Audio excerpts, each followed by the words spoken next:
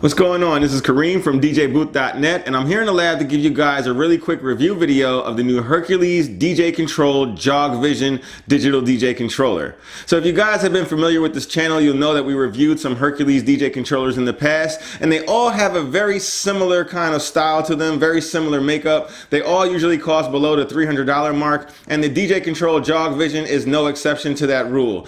These are also available at the $300 mark, and they have lots of upgrades from the original or other Hercules DJ controllers that is definitely worth pointing out. The first one is obvious to everyone here. It's the nice, big, low latency style jog wheels that have LED indicators right in the middle of the ring, so that way DJs can pull off their scratches and juggles without always looking up at the computer screen. It also has dual RCA outputs right on board. You have a master RCA and a booth RCA. The master, however, does not have a volume control knob, but the booth edition does have a volume control knob on the back, which is a little strange to me. So you're allowed to use the booth instead of your master, so that way you actually have a volume control knob to work with right there on the unit. Other than that, you also have an auxiliary input, which is in the form of a mini cable jack, so it's very easy to plug in something like your phone or any other source that you have that can be plugged in through the mini port there. And it also has its own external power supply. It's not just USB powered,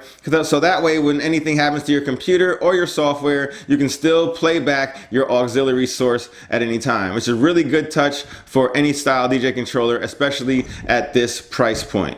It's a very cool controller. First impressions, all controllers that come at this price point are usually very cheap and cheap plasticky feeling, and this is no exception. Everything on this controller basically is plastic except for those great jog wheels that you guys see up front. Other than that, it's built fairly well. It's no real complaints about it at all. It's a decent overall controller, has a nice little footprint to it. It doesn't feel like it's going to break anytime soon, but again, everything here is pretty much plastic and everything feels a little bit plasticky, and that you're definitely going to need some type of bag or protection if you're going to take this controller out with you on the go. Setup is fairly easy. If you have a Windows machine, you are going to need to download the drivers from the website, or you can use the supplied CD. Macs, you also just have to plug it in and it should be class compliant and ready to roll. Then you go to the Serato DJ website and you can download Serato DJ Intro, or you can use the supplied CD once again in order to use the software. All you need to do then is plug in your outputs using your RCAs, plug in your headphones on the front, and you're pretty much ready to rock out as long as you have music on your computer that is compatible with Serato DJ Intro. Let's get started with the real review and see everything that's on board the DJ controlled Jogvision and see exactly what we got. Alright, so here it is, the DJ controlled Jogvision. And right on the front of the panel, you guys will see the headphone controls. You have a cue and a mix button, so that way you can switch between what you hear in your headphones, what you have loaded onto the cue, or what is playing in your master, which is mix. And they all have a lighted LED underneath the button, so you can actually see at a glance exactly what is selected. You have both of your different style of headphone connectors, your mini and your 1/4 inch. And then you have a volume control knob here to control the volume of the overall cue section. Next up, you have a microphone input, and this is the 1/4 inch version, and you also have a volume control knob next to it as well. Next up, you have a crossfader right in the middle. It's very, very plasticky and cheap feeling, and it takes about 2 to 3 millimeters in order for you to get a cut in, so it's not really scratch worthy like that, but you can definitely pull off some cool routines with it depending on your skill level. It's not a deal breaker, but the crossfader is not very, very crisp, but it's pretty cool, good enough to get the job done, and with some practice you will be able to pull off most scratches with the fader you see here. Next up, you have your line faders, which have more resistance to them than the crossfader, of course, so that way you can do nice long sweeping mixes with them. They also have LED indicators in the sides, which do a really good job of showing you exactly where you are in your mix. You can tell whether you're in the reds or if you're too low, and it's easy to choose the gain of these by just looking at the LEDs to see that they're both at the same level. Next up, you have your browsing functions. You also have your mic control. Just turns your mic on and off.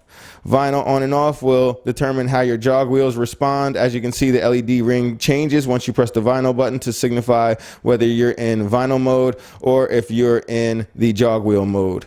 Next up, you have your different view, load, prepare, and area. This is for your browse section. And I would rather have seen this up here near the load A and B buttons, which allow you to load the different tracks to the A or the B deck. And you also have your huge oversized browse knob here. And this actually doubles as a gain knob for either one of your decks. So instead of using a gain knob at the top to keep it nice and small, they use this big oversized knob as your gain knob. In order to gain on this deck, you have to hold down the shift key and press the actual browse knob. And in order to gain on this deck, you hold down the shift key on this side and change the browse knob to change the gain of the deck.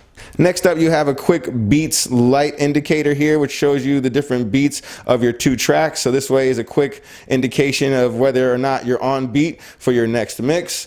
Then you have your cue headphone buttons as well. These have LED indicators on them, which are blue, so that way you can see at a glance whether or not you have these queued up in the cue section or not. Then you have a 3-band EQ here. All of your knobs have plastic posts underneath. This is not a professional unit. Again, this is more like a beginner style unit, so you're not going to see the best, sturdiest knobs, but they don't feel too cheap, and they feel like they are kind of going to last as long as you have protection while you're in travel, in transit, or in storage. Next up, you have your air control that is similar to what's found on the other Hercules DJ controllers. You can use your air control in order to change the parameters of the effects that you guys have selected on a particular track instead of using the knob to control the actual parameter of your effects that you have selected. Next up, you have your transport controls at the bottom: play, pause, stutter, cue, and you can reset the track as well if you hold shift in the cue button. Then you have your sync on and off button here, and you have your shift button. Next up, you have your 4 pads. These are really accurate pads, and they are RGB backlit as well, so it will match up blue or whatever color you put in Serato DJ. You have your 4 cues at first.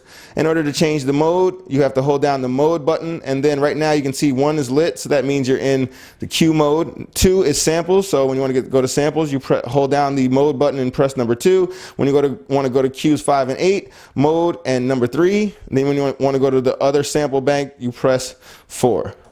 So right now we're in cues 1 to 4 mode. And again, these are very, very responsive. They work very, very well. I'll show you guys a quick demo just so you can see just how responsive they are and how good they are at this price point. A lot of times you have other DJ controllers out there at this price point and you don't quite get that crisp, accurate press of the button when you are finger drumming.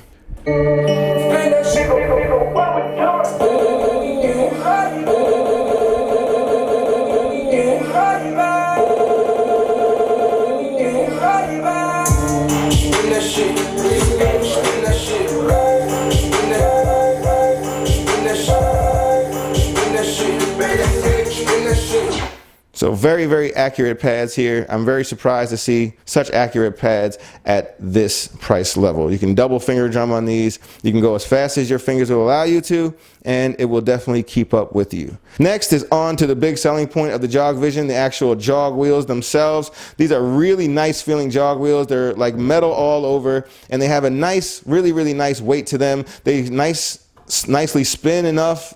I wish they were just a little bit more slippery than they are, a little bit less resistance, but they're very accurate. They feel very nice to the touch, and you can tell you have a needle indicator at the top as well, so that way you guys can know at a glance exactly where you are in this needle, so that way you can do your different juggles back and forth. I was able to pull off juggles just by looking at the needle indicator. They're fairly accurate, and they definitely do a good job at showing you where you are. I also was able to go forward in the track and then go way back 5-6 turns back just to make sure it's still lined up to the same spot, and it definitely does. It also has an inside inner ring that shows you how far along you are in the track that's currently playing. So once that ring goes all the way to the end, you're of course at the complete end of the track.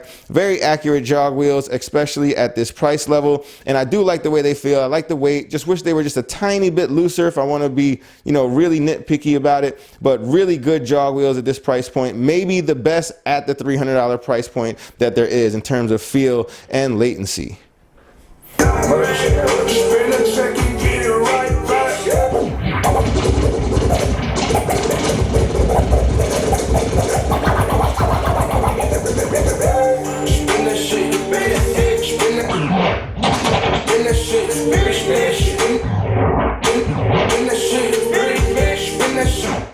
So really good feeling jog wheels, very accurate, really good at this price point once again. Next up, you have your pitch sliders to the outsides. They're mirrored, so that way they're all the way to the outside of your controls. I personally like that type of setup. And the only thing that I have to say negative about these sliders is that they're very, very small. So it's hard to get your really, really accurate manual beat matching skills up on this unit. Even though you can be done, of course, but it would have been better to have nice long throw pitch sliders similar to what the Mixed Track line has done with their $300 brand comparison. Next up, you have your FX and loop mode here. When you have the button off, that means you're in loop mode. When you have FX button lit, that means you're in FX mode. When you're in loop mode, you also have the ability to go to slip mode when you press shift and the key lock button. That will put you in slip, so that way you have your loop rolls. You also have your loop half and your loop grow by double, and then you have your loop on and off button here. So it works fairly easy.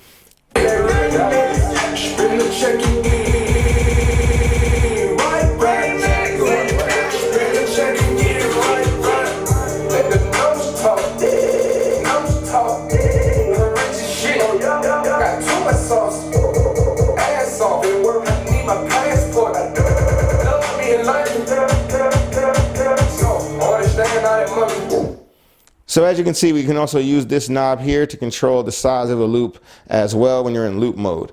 Then when you're in effects mode, you have the ability to control multiple effects with the knob and with your air control, or you have the ability to control a single effect depending on if you have this lit up or not. You have FX select 1, 2, and 3, and then you have a tap button, so that way you can tap in your actual BPM. And then if you press this normally, it's an air effects button, so it allows you to use your air effects. And as you can see, the lights will go up and down as far as I am reacting with the touch from the air control.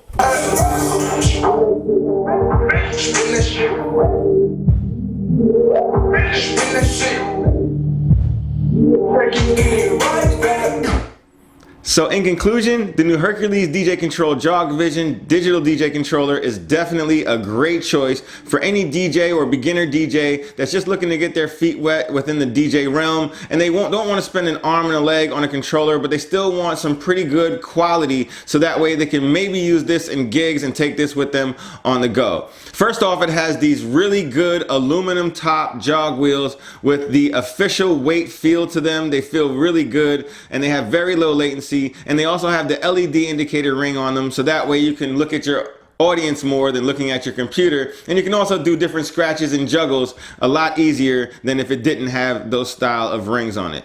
It also has dual outputs, so that way you have a dual booth and master output. They're both separate, so it's really good to see that at this price point as well. It also has an auxiliary input, so that way you can plug in things like phones or any other sources that can play back using just a mini jack, which is really, really cool. And it also has an external power source, unlike other DJ controllers in the $300 range. So that way, when your computer does crap out on you or something does happen with the software, you're still running the DJ Control Jogvision, and you can use that auxiliary input at any time. It also has very, very responsive 8 pads. Usually at this price point, the pads might not be as responsive as some of the more expensive DJ controllers, but on the DJ Control Jogvision, the pads are very, very responsive using Serato DJ and Serato DJ Intro, and as soon as you strike those pads, you do get a great response, and they have high resolution. You can double finger drum with the same pad. Very, very accurate pads here on the DJ Control Jogvision. On the downside, there is no master volume control knob, which kind of baffles me. You always want to have a master control knob, so that way you can be right on the face and change all of your different volume settings right there. You can work around that by using the different gains on the 2 decks and making sure that they're both set to where you want your master to be, but again, that's a bit cumbersome. It would have been much easier just to have a real master volume control knob. The other negative is that it has very, very short pitch sliders. These pitch sliders are very, very small, which make it a little bit harder to accurately beat match, but it can still be done by those of you who do know how to manually beat match. So for more on the full review, you guys can head on over to www.djbooth.net/DJS for DJs. Make sure you guys go there and check out all of our reviews and all of our other information that we have on all the other controllers and everything else in the DJ space. Make sure you guys hit the thumbs up if you like this video. Make sure you guys subscribe so you can get more videos like this in the future. And as always, thanks for watching.